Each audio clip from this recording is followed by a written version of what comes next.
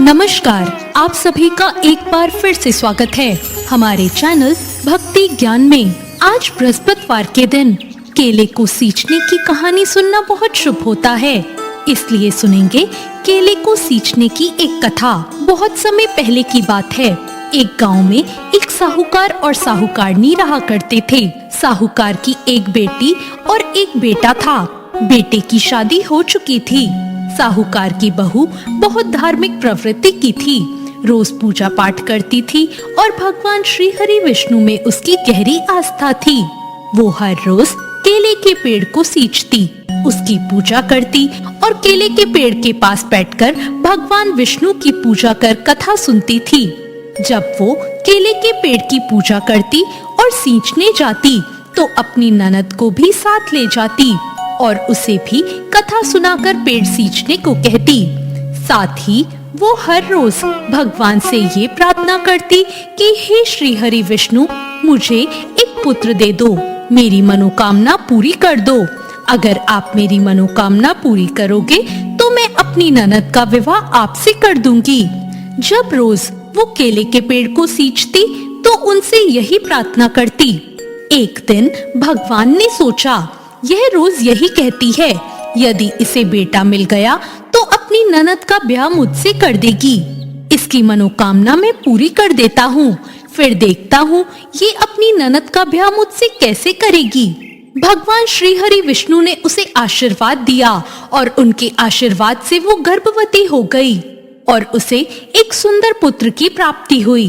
अपनी मनोकामना पूर्ण होते ही वो अपना वचन भूल गई, लेकिन भगवान वो वचन नहीं भूले थे। जब उसका बेटा 1.25 महीने का हुआ तो वो अपनी मायके जाने लगी।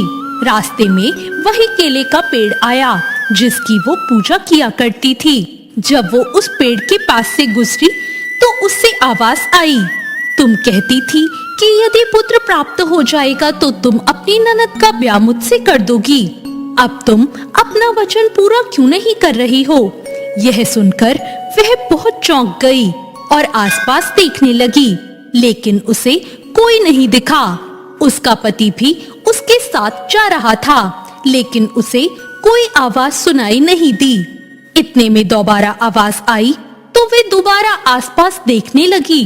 तभी उसकी नजर केले के पेड़ पर पड़ी, जो जोर जोर से हिल रहा था। उसे लगा कि आवाज केले के पेड़ से आ रही है। वो बहुत डर गई और उसे अपनी कही बात याद आ गई। अब वो अपने बच्चे को लेकर जल्दी जल्दी वहां से चली गई और अपने मायके में भी वो घबराई हुई रहने लगी। उसके माता पिता पूछने लगे, तुम घबराई हुई क्यों हो? क्या परेशानी है? लेकिन उसने किसी को कुछ नहीं कहा। जब वो ससुराल वापस आने लगी तो उसने दूसरे रास्ते को चुना और दूसरे रास्ते से होकर वो अपने ससुराल पहुंच गई। लेकिन वहां भी वे परेशान रहती थी। सास ससुर और पति के पूछने पर कि क्या हुआ, उसने कुछ नहीं कहा, बस कहा कि मेरी तबीयत कुछ ठीक नहीं है, इसलिए मैं परेशान हूँ। तो सब बोले, कोई बात नहीं, आराम कर लो। लेकिन सुबह शाम अपने वचन को याद करके वो परेशान रहती थी। तब एक दिन एक सुंदर युवक उसके घर आया। उसे देखकर साहूकार साहूकारनी ने पूछा, आप कौन हो? वह बोला, मैं आपकी बहू का मुंह बोला भाई हूँ। साहूकार ने बहू को बुलवाया और पूछा, क्या ये तुम्हारा भाई है?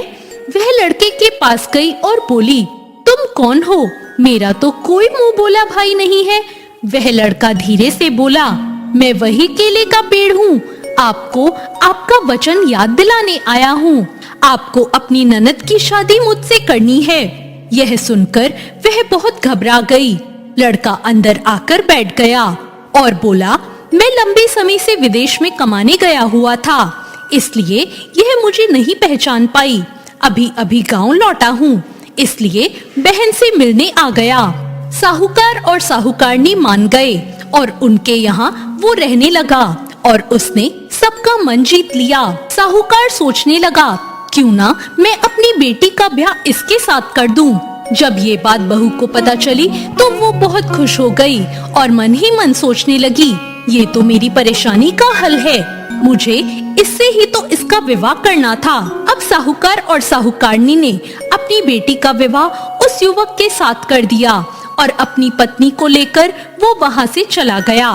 कुछ समय बाद एक दिन साहूकार और साहूकारनी ने अपने बेटे को बुलाया और बोला, बेटा, बहुत दिन हो गए तुम्हारी बहन की शादी हुए, उसके यहाँ जा आओ।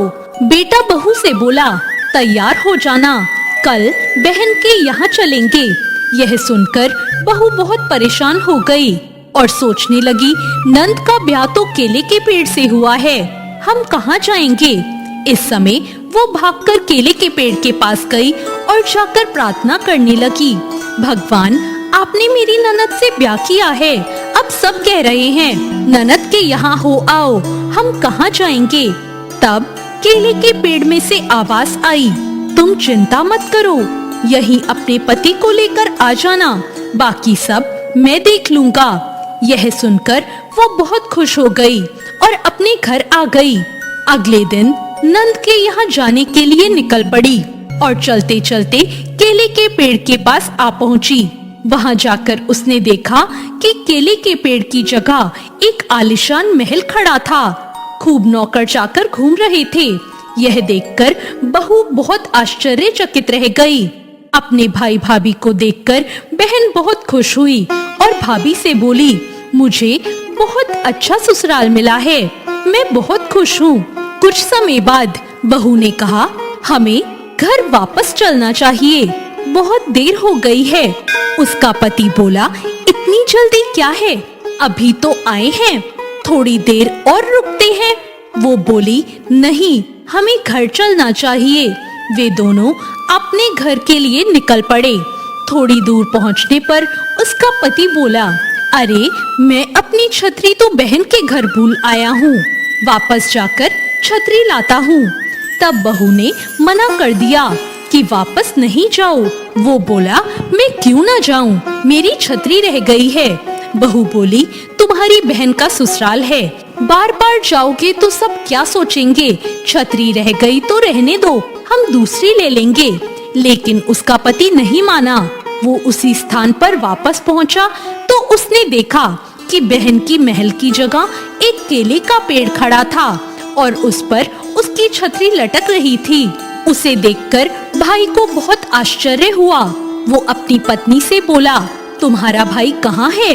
अभी तो यही था, सच बताओ, तुम्हारा भाई कौन है? तुमने मेरी बहन की शादी किससे करवाई है? तब बहू बोली, घर चलो, मैं सब बताती हूँ। घर आने पर उसने अपने पति और सास ससुर को सारी सच्चाई बता दी और बोली, नंद की शादी केले के पेड़ से हुई है, भगवान विष्णु से हुई है। यह सुनकर वो सभी बहुत खुश हुए और बोले, बहू, तुम्हारी पाठ पूजा से हमारी बेटी का विवाह भगवान से हुआ है। हे भगवान, जैसे केले के पेड़ को सींचने का फल आपने बहू और उसकी ननद को दिया, ऐसे ही सबका भला करना। तो ये थी आज की कहानी। आपको ये कहानी कैसी लगी, कमेंट करके जरूर बताएं। चैनल को सब्सक्राइब करें, वीडियो को लाइक करें। धन्यवाद।